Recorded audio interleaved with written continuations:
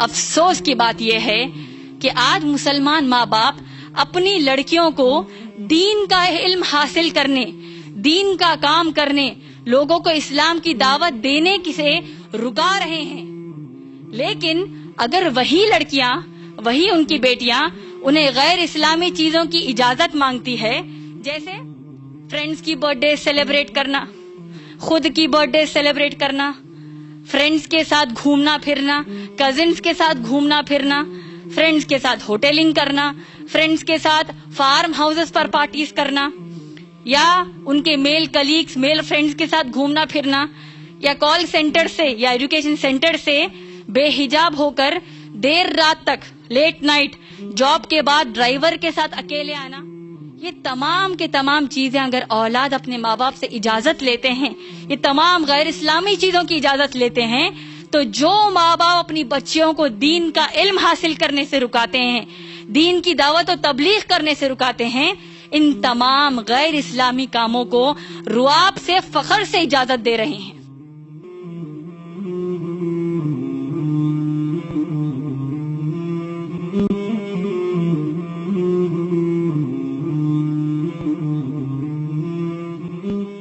بسم اللہ الرحمن الرحیم. السلام علیکم ورحمۃ اللہ وبرکاتہ. IREF یعنی Islamic research and education foundation کی جانب سے میں آپ تمام محترم بہنوں کا ہمارے تاریخی شہر حیدرآباد کے مشہور علاقے خلوت پر قائم اس خواجہ شوق ہال پر تہہ دل سے استقبال کرتی ہوں. انشاءاللہ میں IREF کے خواتین شعبے کی مقررہ ہوں اور ماشاءاللہ سے آج کے اس پروگرام کی ناظمہ ہوں. ماشاءاللہ پروگرام کی شروعات ہم مختصر سے تلاوت قرآن پاک سے کریں گے، جس کے لیے میں سمیہ بنت جناب عمران کو دعوت دیتی ہوں. اعوذ باللہ من الشیطان الرجیم. بسم اللہ الرحمن الرحیم. الحمد للہ رب العالمین الرحمن الرحیم مالک یوم الدین ایاک نعبد و ایاک نستعین اہدنا الصراط المستقیم صراط الذین انعمت علیہم غیر المغضوب علیہم ولا الضالین آمین. بسم اللہ الرحمن الرحیم. آمن الرسول بما انزل الیہ من ربہ والمؤمنون کل آمن باللہ وملائکتہ وکتبہ ورسلہ لا نفرق بین احد من رسلہ وقالوا سمعنا واطعنا غفرانک ربنا والیک المصیر. لا یکلف اللہ نفسا الا وسعها لها ما کسبت وعلیہا ما اکتسبت. ربنا لا تؤاخذنا ان نسینا او اخطأنا ربنا ولا تحمل علينا إصرا كما حملته على الذين من قبلنا ربنا ولا تحملنا ما لا طاقة لنا به واعف عنا واغفر لنا وارحمنا أنت مولانا فانصرنا على القوم الكافرين. بسم الله الرحمن الرحيم. قل هو الله أحد الله الصمد لم يلد ولم يولد ولم يكن له كفوا أحد. جزاک اللہ خیر. الحمدللہ سب سے پہلے میں آپ تمام کو ہمارے ادارے IREF کا تعارف دینا چاہتی ہوں. IREF Islamic research and educational foundation بنیادی طور پر دین اسلام کی غیر مسلمانوں میں دعوت پیش کرنے کے لیے فروری 1998 یعنی 1998 میں قائم کیا گیا حیدرآباد شہر کا اپنی منہج و فکر کا پہلا ادارہ ہے. غیر مسلمانوں کو اسلام کی دعوت کے ساتھ ساتھ IREF خود اپنی امت مسلمہ کے بھائیوں اور بہنوں کی بھی اصلاح پر پوری توجہ دیتا ہے. IREF کی بنیادی کوشش یہی رہتی ہے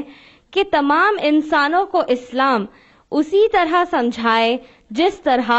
صحابہ اور صحابیات رضی اللہ تعالی عنہم اجمعین، یعنی وہ مسلمان جو محمد صلی اللہ علیہ وسلم کے ہاتھ پر یا آپ صلی اللہ علیہ وسلم کے زمانے میں کلمہ پڑھے تھے، تو یہ صحابہ اکرام رضی اللہ تعالی عنہم اجمعین نے جیسے قرآن اور حدیث کو محمد صلی اللہ علیہ وسلم سے سیکھا، سمجھا اور اس پر عمل کیا، بالکل اسی طرح آج کے ہر غیر مسلم کو اور مسلمانوں کو اسلام بتائیں، سکھائیں اور خود بھی عمل کریں۔ اس مقصد کو انجام دینے کے لیے IREF جہاں بھی ممکن ہو علمی بیانات منعقد کرتا ہے، اور اسی مقصد سے اگر کوئی IREF کو دعوت دے تو اس دعوت نامے کو قبول بھی کرتا ہے۔ الحمدللہ آج جناب عمران کو تعارف کرانے کی ضرورت نہیں ہے۔ اللہ تعالیٰ نے جناب عمران کو دعوت اسلام کی وجہ سے دنیا کے کئی مقامات جیسے امریکہ، England, Australia, Singapore, Bangkok, Malaysia وغیرہ کا ہندوستان سے باہر سفر کرنے کا موقع دیا۔ الحمدللہ جناب عمران ہر اتوار کو اللہ کے 99 نام اور صفت میں سے کسی ایک نام اور صفت کو منتخب کرتے ہیں، اور اس صفت پر IREF کے دفتر پر جو سروجنی آنکھوں کے دواخانے کے سامنے کی روڈ پر ہے، تو اس IREF کے دفتر پر جناب عمران ہر سنڈے کو یعنی ہر اتوار کو 4 بجے سے شام 6 بجے تک بیان دیتے ہیں، اور یہ بیان انگلش میں ہوتا ہے اور اس میں مرد و خواتین شرکت کرتے ہیں۔ جناب عمران نے ابھی تک 5 عیسائی پادریوں کو اللہ کی مدد سے اسلام اور عیسائیت میں سچائی کون سی کے بارے میں ہوئے بحث میں ہزاروں کی پبلک کے سامنے ہرایا ہے، اور ان کا ایک مقابلہ جسے اردو میں مناظرہ کہتے ہیں وہ آسٹریلیا کے شہر سڈنی میں ہوا تھا۔ جناب عمران کے ان سب پروگراموں کے ویڈیو انٹرنیٹ پر youtube.com/IREF ویڈیوز پر ہے، یا پھر آپ لوگ IREF آ کر حاصل کر سکتے ہیں۔ IREF کا واٹس ایپ نمبر بھی آپ لوگ نوٹ کر سکتے ہیں، اور وہ ہے 9652632946۔ آپ لوگ اس واٹس ایپ نمبر پر اپنا نام اور گھر کا علاقہ ٹائپ کر کے بھیجیں تو IREF آپ کو ایڈ کر لے گا۔ IREF کا مرد و خواتین کا آفس روزانہ صبح 10 بجے سے شام 6 بجے تک کھلا رہتا ہے، اور IREF جمعہ کے دن بند رہتا ہے۔ IREF کے دفتر پر روزانہ اللہ کے کرم سے کوئی نہ کوئی غیر مسلم مرد یا غیر مسلم عورت اسلام کی جانکاری کے لیے آتے ہیں، اور ہم سب لوگ شعبے خواتین پر غیر مسلم عورتوں کے اسلام کے بارے میں جو غلط فہمیاں ہوتی ہیں اسے دور کرتے ہیں اور انہیں اسلام کی دعوت پیش کرتے ہیں۔ اللہ کی مدد سے کئی بار یہ غیر مسلم مرد اور عورتیں کلمہ پڑھ لیتے ہیں۔ ماشاءاللہ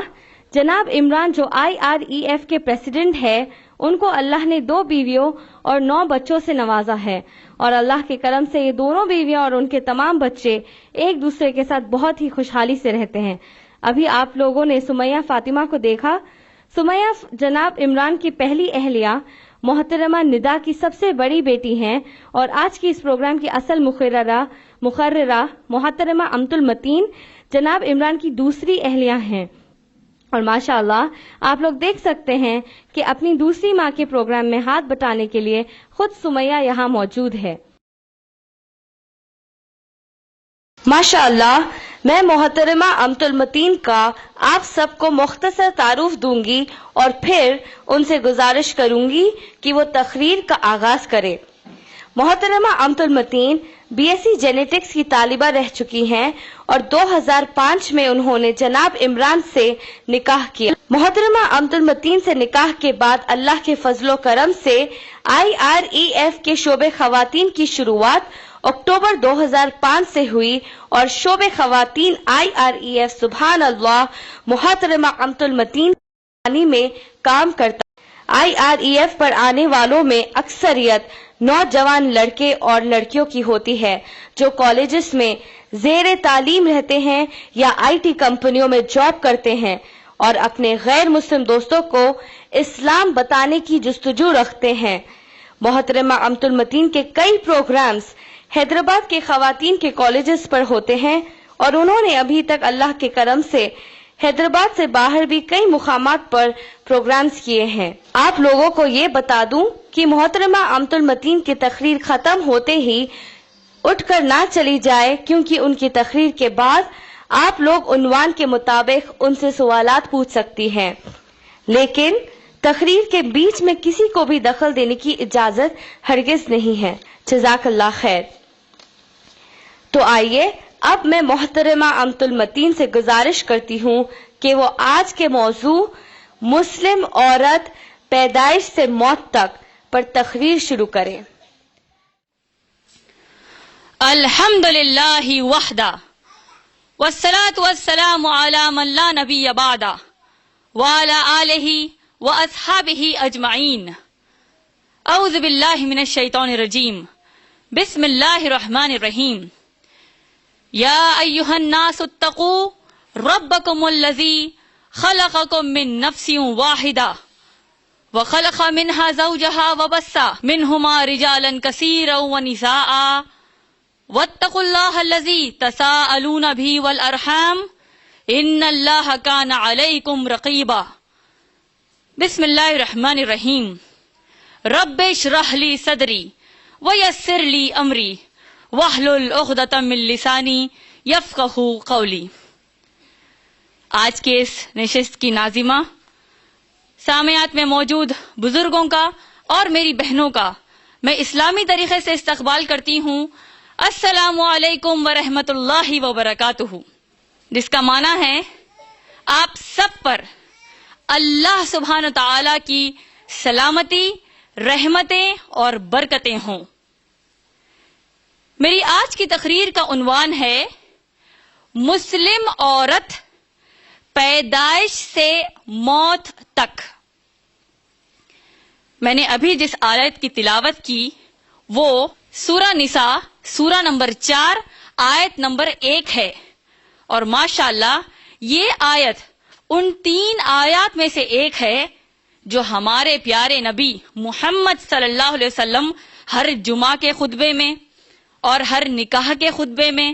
اور جب کبھی آپ صلی اللہ علیہ وسلم صحابہ کے سامنے درس دینے یا بیان دینے کھڑے ہوتے، اور بعض وقت تو یہاں تک بھی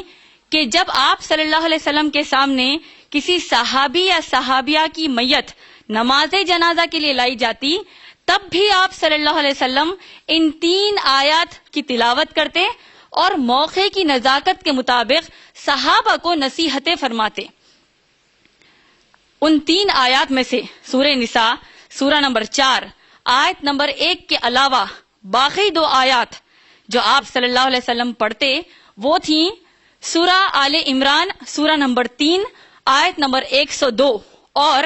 سورہ احزاب سورہ نمبر 33 آیت نمبر 70 اور 71۔ ماشاءاللہ ان 3 آیات میں جو عام بات پائی گئی ہے اور جو تینوں آیات میں موجود ہے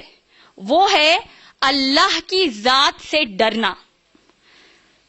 انشاءاللہ میں نے اپنے عنوان کو بہتر سمجھانے کے لیے ان 3 آیات میں سے صرف سورہ نساء سورہ نمبر 4 آیت نمبر 1 کا انتخاب کیا۔ تو آئیے بہنوں سنتے ہیں کہ اللہ سبحانہ تعالیٰ اس آیت میں کیا فرماتے ہیں۔ اللہ نے فرمایا اعوذ باللہ من الشیطان الرجیم، بسم اللہ الرحمن الرحیم۔ یا ایہا الناس اتقوا ربکم الذی خلقکم من نفس واحدہ وخلق منها زوجها وبث منہما رجالا کثیرا ونساء واتقوا اللہ الذی تساءلون بہ والارحام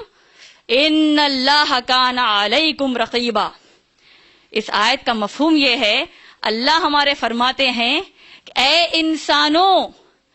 ڈرو اپنے رب کی ذات سے جس نے تمہیں ایک جان سے پیدا کیا اور اس ایک جان سے اس کے لیے جوڑا بنایا، اور اس پہلے مرد اور پہلی عورت سے بے شمار مرد اور عورتیں پیدا کیں۔ تو پھر ڈرو اس رب کی ذات سے جس کا نام لے کر تم سب آپس میں رشتے قائم کرتے ہو اور اللہ تم سب کو گھیرے ہوئے ہیں اور تم سب سے بہترین طریقے سے واقف ہے. تو بہنوں سنا آپ نے, اللہ سبحانہ و تعالی انسانیت کو یاد دلا رہے ہیں کہ تم اللہ سے ڈرو. یہ یاد دلاتے ہوئے, یہ حکم دیتے ہوئے اللہ یاد دلا رہے ہیں کہ زمین پر ہر مرد اور ہر عورت کو صرف اللہ نے پیدا کیا اور اللہ ہی انہیں پال رہے ہیں. اللہ سبحانہ تعالیٰ کی حکمت اللہ سے بہتر اور کوئی نہیں جانتا, لیکن اللہ نے جو علم ہم انسانوں کو عطا فرمایا, اس علم سے جو ہمیں سورہ نساء سورہ نمبر 4 آیت نمبر 1 سمجھ میں آتی ہے, وہ یہی ہے کہ اللہ سبحانہ تعالیٰ زمین پر کے ہر مرد کو یہ حکم دے رہے ہیں کہ تم کسی بھی عورت کو گرا ہوا یا کمتر نہیں سمجھو, اور عورت کا استعمال جانور یا پھر غلام کی طرح نہ کرو, بلکہ اچھی طرح اس بات کو یاد رکھو کہ جس طرح اللہ نے آدم علیہ السلام یعنی انسانیت کے باپ آدم علیہ السلام اور انسانیت کی ماں حوا علیہ السلام کو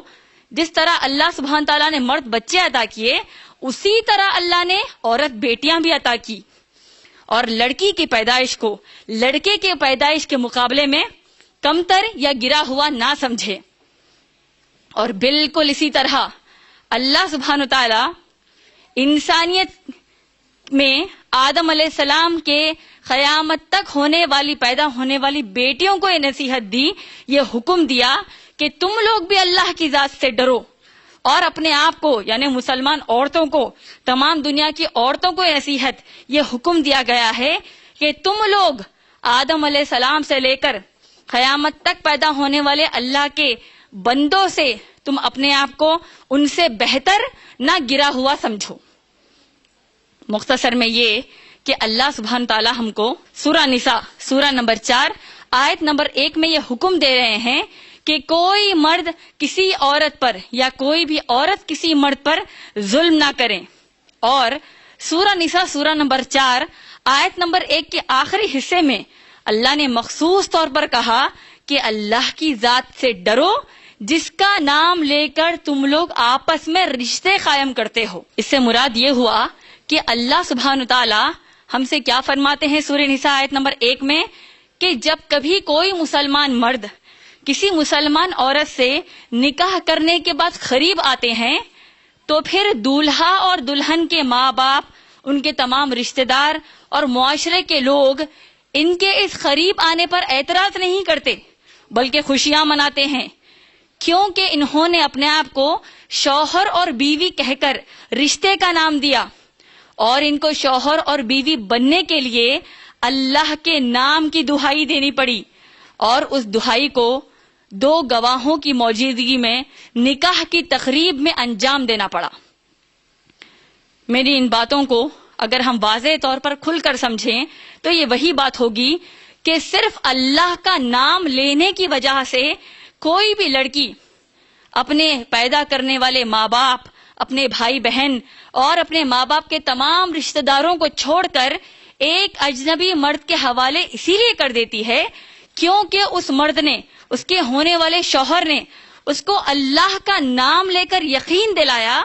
کہ وہ اس کی ضروریات کو ویسے ہی پورا کرے گا جیسے کہ اس کے ماں باپ اس کی ضروریات کو پورا کرتے تھے, اور اس پر کبھی ظلم و زیادتی نہیں کرے گا. اور کوئی بھی مرد کسی بھی عورت کو اسی لیے اپناتا ہے کیونکہ اس عورت نے اپنے ہونے والے شوہر کو اللہ کا نام لے کر یقین دلایا کہ اس کی بیوی بننے کے بعد وہ صرف اپنے شوہر کو وفاداری سے صرف شوہر کے بستر کا حق ادا کرے گی, اور اس کے شوہر کے مال اور عزت کی ویسے ہی حفاظت کرے گی جیسے وہ اپنے ماں باپ کی عزت اور مال کی حفاظت کرتی تھی. اور اگر اللہ سبحانہ تعالیٰ نے اس عورت کو اس کے شوہر کے ذریعے اولاد عطا فرمائی تو اس اولاد کو پال پوس کر پڑھا لکھا کر ویسے ہی تربیت کرے گی جیسے کہ ہماری ماں خدیجہ رضی اللہ تعالی عنہا نے محمد صلی اللہ علیہ وسلم سے پیدا ہونے والی اولاد کی تربیت کی تھی. ماشاءاللہ میری اب تک کی تقریر سے یہ بات بالکل واضح طور پر سمجھ میں آ گئی کہ اللہ سبحانہ تعالیٰ نے ہر مرد اور ہر عورت کو الگ الگ حقوق اور الگ الگ ذمہ داریاں دی ہیں، اور زندگی کا امتحان یہی رکھا ہے کہ کس طرح ہر مسلمان مرد اور ہر مسلمان عورت اپنے ان حقوق اور ذمہ داریوں کو قرآن کے حکم اور محمد صلی اللہ علیہ وسلم کے سنتوں کے مطابق پورا کرتے ہیں۔ آج کا میرا عنوان مسلمان عورت یا مسلم عورت پیدائش سے لے کر موت تک، کیونکہ میرا عنوان مسلم عورت پر ہے تو لہذا آج میں آپ سب کے سامنے مسلم عورت کو اللہ سبحانہ تعالیٰ نے اس کی پیدائش سے لے کر اس کے موت تک جو حقوق اور ذمہ داریاں دی ہیں اس کے بارے میں گفتگو کروں گی۔ انسانی تاریخ گواہی دیتی ہے کہ دنیا میں خود غرض مردوں نے عورت کا استحصال کیا، یعنی عورتوں کا جب جی چاہے جتنا ہو سکے ناجائز طریقے سے استعمال کیا۔ اگر ہم آدم علیہ السلام کی بیٹیوں کو آدم علیہ السلام کے بعد سے محمد صلی اللہ علیہ وسلم کو قرآن کی دی گئی شریعت کے 7ویں صدی تک، اس عرصے تک جو عورتوں پر ظلم ہوا ہے اس کے بارے ہمیں ہم غور کریں، یعنی آدم علیہ السلام سے لے کر قرآن نازل ہونے سے پہلے تک اس عرصے میں جو عورتوں پر ظلم ہوا اس کے بارے میں ہم بات کریں تو پھر زندگی بس نہیں ہوگی۔ اور انشاءاللہ وقت کی کمی کو نظر میں رکھتے ہوئے میں آج آپ سب کے سامنے صرف بہت مختصر میں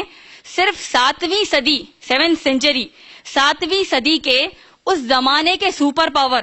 اور ترقی یافتہ ممالک میں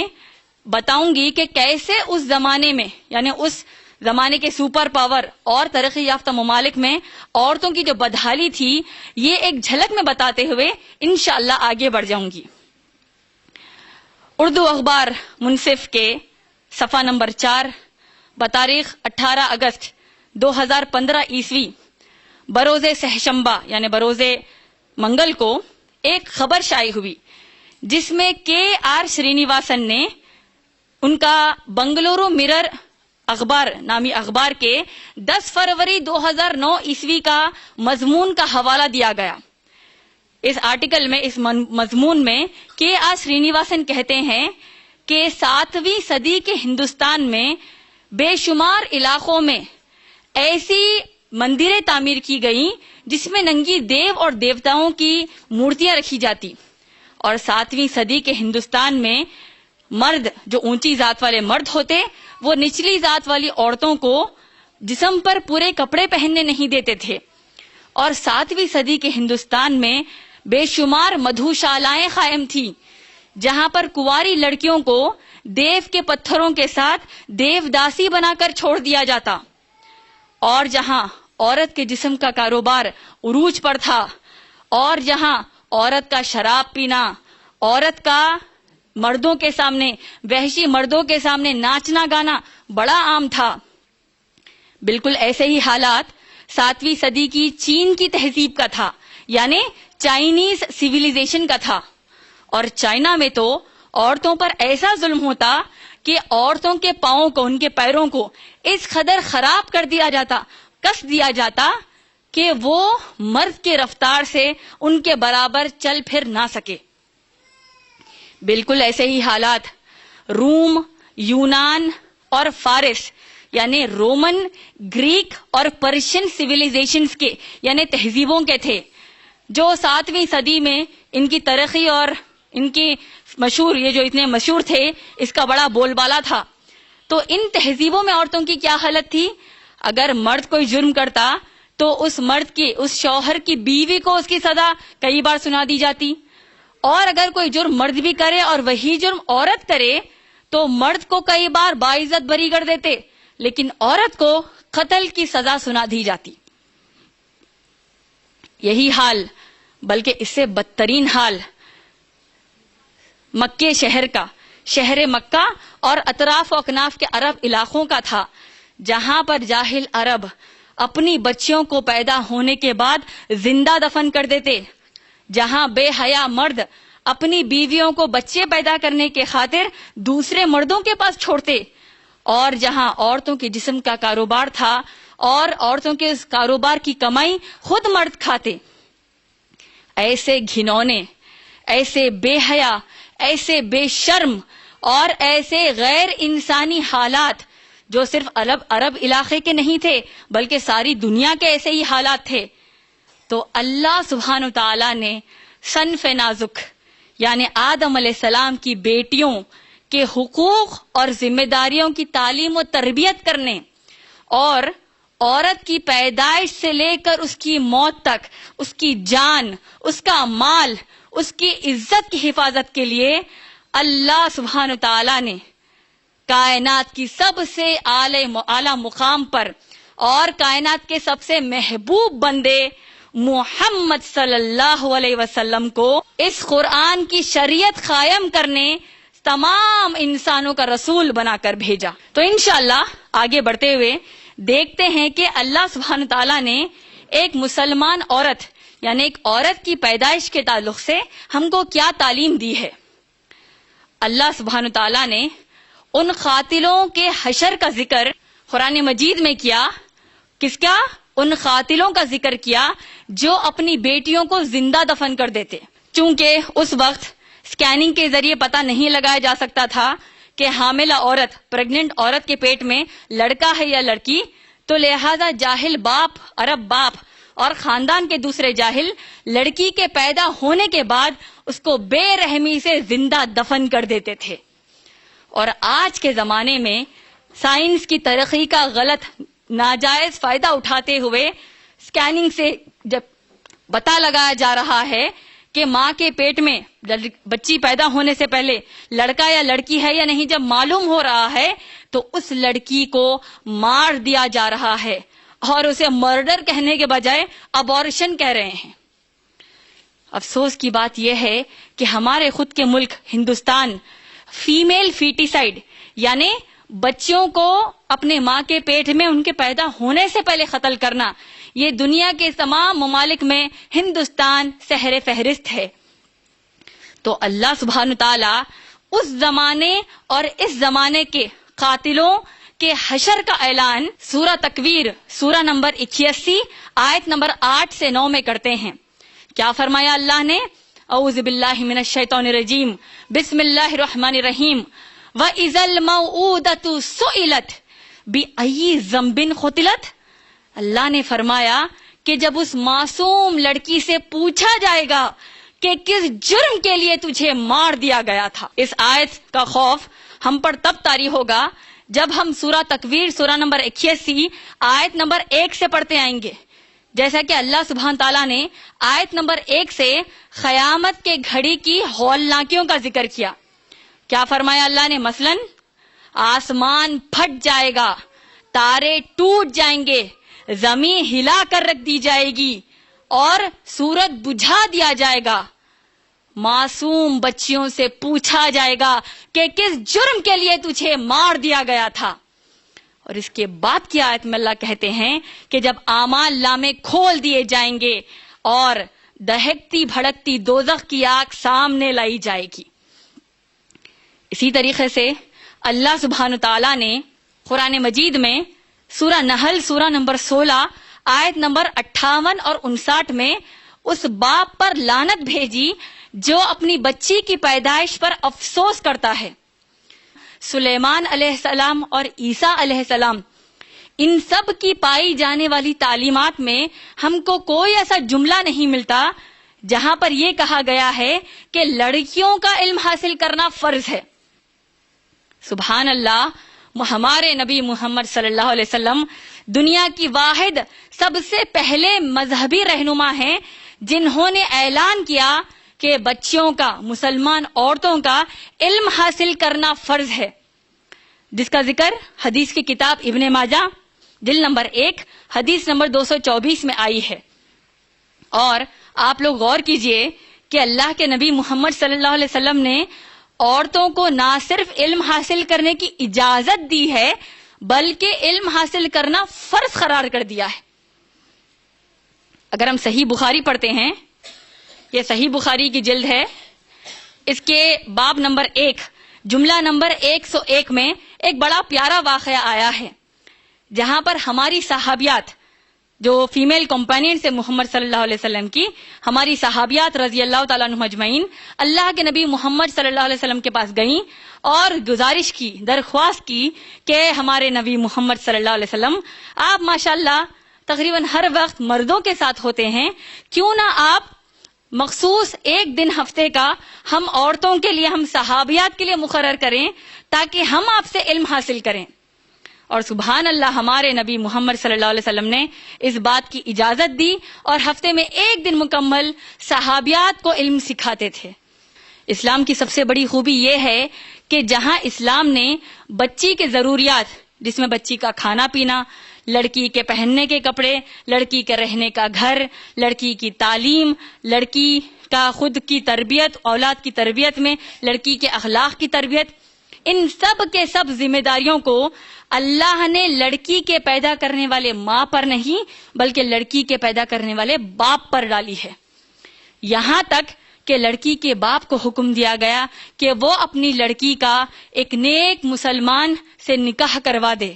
اور ایسے ہی باپ کے بارے میں اللہ کے نبی صلی اللہ علیہ وسلم نے فرمایا کہ ایسا شخص میرے ساتھ جنت میں اس طرح ہوگا. اور قرآن بھی سورہ نساء سورہ نمبر 4 آیت نمبر 34 میں ہم کو کھلے طور پر اللہ سبحانہ تعالیٰ بتاتے ہیں کہ کیوں مرد کو عورت پر ایک درجہ بلند ہے. اس آیت میں اللہ نے خود وضاحت کی کیونکہ اللہ سبحانہ تعالیٰ نے مردوں کو عورتوں پر قوی بنایا. میرے مرد عورت پر قوی ہے یعنی طاقتور ہے، اور اسی لیے اللہ نے مرد کو اپنی عورتیں، اس کے تحت جو عورتیں دی گئی، ان کی ذمہ داریوں کو پورا کرنے کے لیے ذمہ دار بنایا. جہاں اسلام نے عورت کو اس کی پیدائش سے لے کر اس کے نکاح ہونے تک اس کے تمام ضروریات کو پورا کرنے کا ذمہ اللہ نے لڑکی کے باپ کو دیا ہے. اس کے ساتھ ساتھ اللہ سبحانہ تعالیٰ نے لڑکی کو یعنی لڑکی کو یا ایک عورت کو بھی چند ذمہ داریاں دی ہیں. مثلاً مسلمان لڑکی کو اپنے ماں باپ کی اطاعت، ان کی فرما برداری ہر حال میں کرنا ہے، چاہے انہیں ان کی فرما برداری کرنا پسند آئے یا نہ آئے. اور اپنے ماں باپ کو پلٹا کر جواب دینا تو دور کی بات ہے، انہیں آپ اف تک نہیں کہہ سکتے. اور اپنے دونوں مونڈھوں کو پورے احترام کے ساتھ جھکا کر صرف اپنے ماں باپ کے سامنے ٹھہری رہے گی. اس بات کا ذکر سورہ اسراء سورہ نمبر 17 آیت نمبر 23 میں آیا ہے. لیکن اگر ماں باپ اپنی بچیوں کو کوئی ایسا کام کرنے کا حکم دیں جو قرآن اور حدیث کی تعلیمات سے ٹکراتا ہو، شریعت سے ٹکراتا ہو، جیسے کہ اگر والدین ماں باپ اپنی بچیوں سے کہیں کہ جب وہ گھروں سے نکلے تو برقع نکال کر نکلیں، یا پھر بچیوں سے کہیں کہ جب ان بچیوں کے چچیرے، خلیرے، تائرے، ممیرے اور پھپھیرے بھائی اگر آ جائیں تو ان کے سامنے بغیر حجاب کے، بغیر برقعے کے سامنے اور ان سے ملے. یا پھر مسلمان بچوں کو کہے کہ جب وہ شادی کی تقریب، شادیوں میں جاتے ہیں تو گھر پر برقع اتار کر جائیں، یا پھر شادی خانے کے زنانہ سیکشن میں وہ لوگ برقعے کو نکال دیں جہاں پر بے شرم خاندان کے مرد حضرات بھی آ جاتے ہیں. اور اگر مسلمان بچی کو یہ کہا گیا ہے کہ تم اپنا برقع جب بھی گھر سے باہر نکلو نکال دو اور اس کو بالکل ابھارا نہیں گیا، اور شادی خانوں میں نکالنے کا حکم دیں جہاں پر ویڈیوگرافرز ہوتے ہیں، لیڈی ویڈیوگرافرز ہوتے ہیں لیکن ساتھ میں ویڈیو سب بیٹھ کر دیکھتے ہیں. تو ان تمام باتوں کو جو ابھی میں نے آپ کو بتایا، اگر کوئی ماں باپ اپنے بچوں کو یہ سب کرنے کا حکم دیتے ہیں تو اللہ سبحانہ تعالیٰ اور محمد صلی اللہ علیہ وسلم نے ایسے تمام احکامات کی نافرمانی رعب سے کرنا ہم کو سکھایا. اس کے علاوہ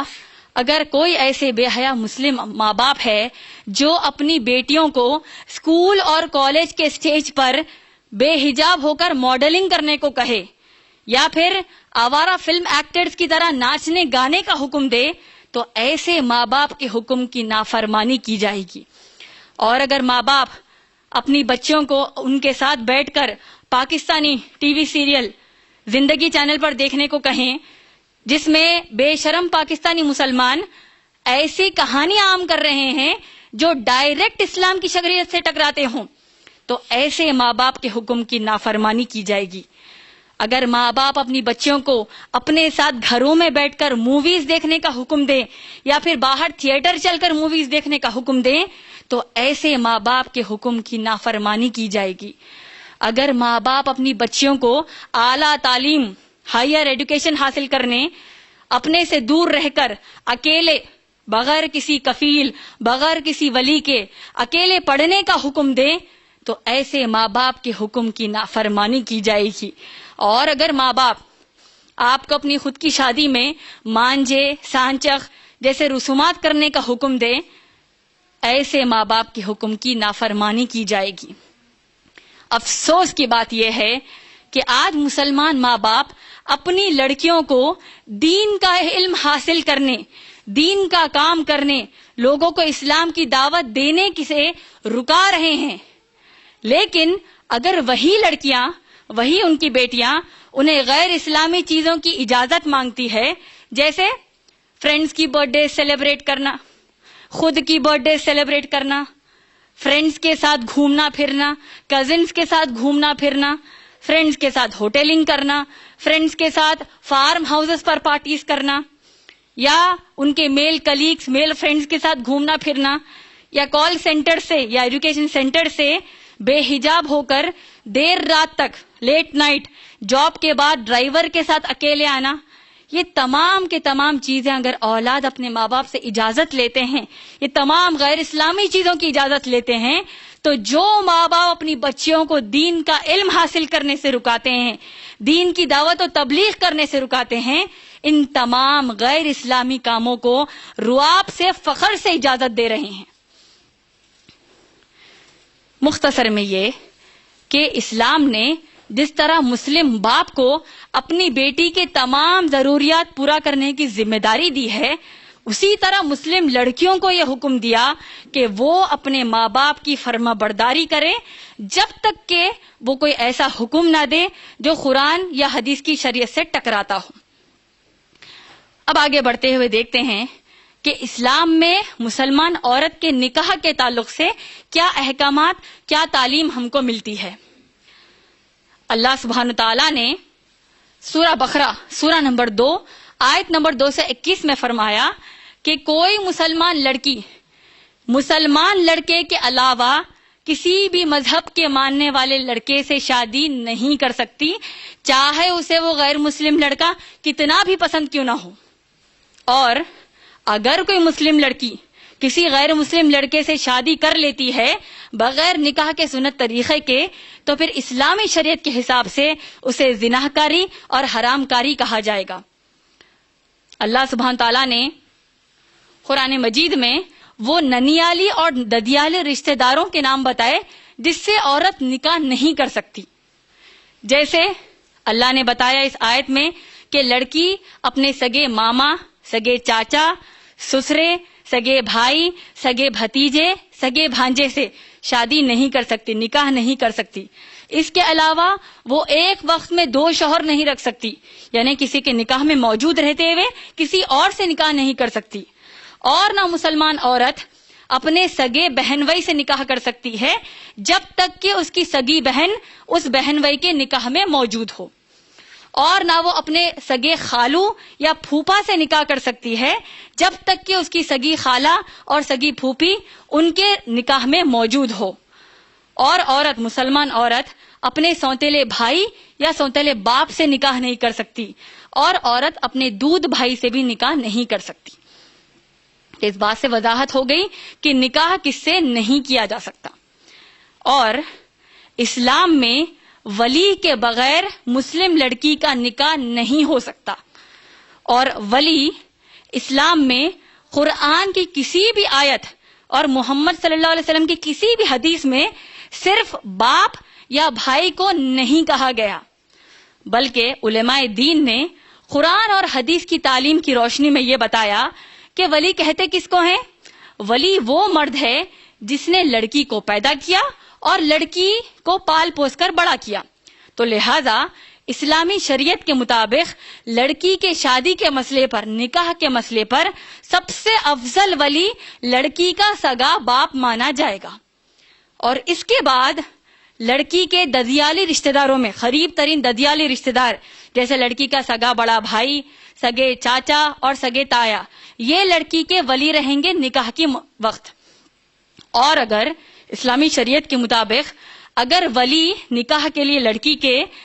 اس کے خونی رشتہ داروں میں سے نہ ملے تو پھر مسلمان حاکم لڑکی کے ولی کی ذمہ داری کو نکاح کے وقت انجام دیں گے. اور غیر اسلامی ملکوں میں وقت کے مسلمان، اس زمانے کے، اس جگہ کے مسلمان رہبر یا مسلمان رہنما اور پھر مسلمان علماء ہوں گے. اور اگر کوئی ایسے حالات بن جائے جہاں پر مسلم لڑکی کو اس کے خونی رشتہ داروں میں سے ولی نکاح کے لیے موجود نہ ہو تو پھر جو قاضی، ہمارے جیسے ملک ہندوستان میں جہاں پر ہم اپنا نکاح قاضی کے پاس پڑھواتے ہیں اور قاضی کے اس نکاح نامے کو ہندوستان حکومت بھی قبول کرتی ہے، تو پھر اگر کسی لڑکی کو خونی رشتہ داروں میں سے ولی